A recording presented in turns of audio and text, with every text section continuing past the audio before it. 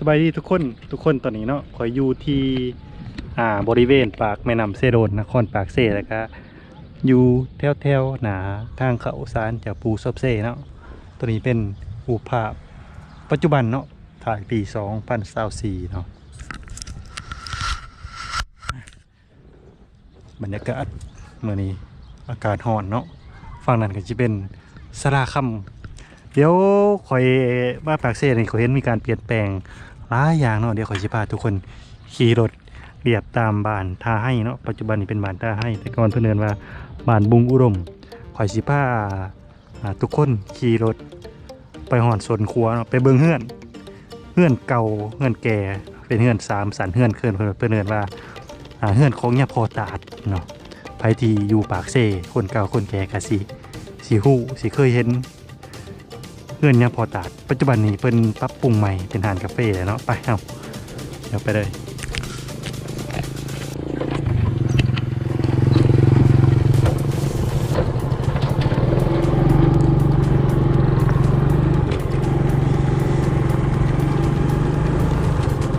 อันนี้ก็เป็นบ้านมูดมนะปัจจุบันนี้ถ้าให้นี่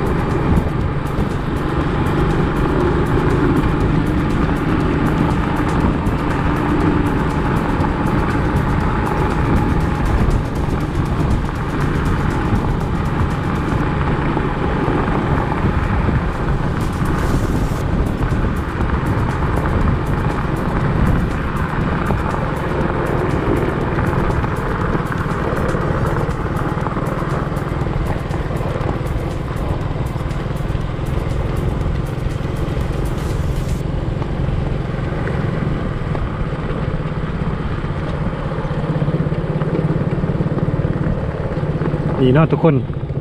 หอนและสวนครัว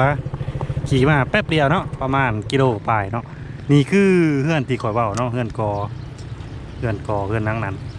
เป็นเฮือน3 สันเฮือนเก่าเฮือนแก่สมัยตะกี้พุ่นแหละสมัยบ่าวยันเจ้าบ่ทันได้เกิดพุ่นแหละเพิ่นเอิ้นว่าเป็นเฮือนของยะพอตาด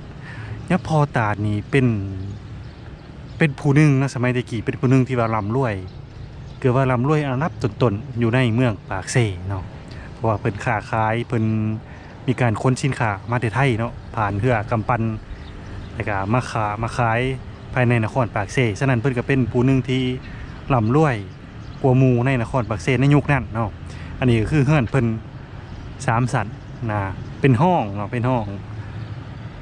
เกือบว่าเป็นห้องปราสาทสว่างพาเลทเก่าพุ่นเนาะตะกี้ก็สิมีเรือจอดอยู่นี่เนาะข่อยมีรูปเก่าๆข่อยสิเอาให้ทุกคนได้เบิ่งเป็นเรือกำปั้นน้อยๆคนสินค้าเนาะเป็นเรื่องกับปันคนสินค้าของธุรกิจของยะพอตาดนี่แหละปัจจุบันนี้เฮือนเพิ่นนี่เปลี่ยนเป็นร้านกาแฟแล้วเนาะปากเซคอฟฟี่เนาะ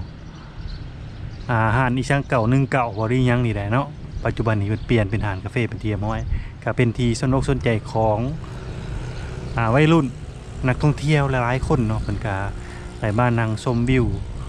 นั่งกินกาแฟถ่ายรูปถ่ายห้อยนางทีเขาเห็นนะเพราะว่าอยู่บนนี้มันเป็นวิวที่สวยงามเนาะมันก็สูงกว่าขัวเวลาเขาขึ้นไปเทิงเขาจะเลี้ยวลงมามันจะเห็นภาพวิวแม่น้ำเซโดนนะครับขัวขาแม่น้ำเซโดนแห่งใหม่ตัวนี้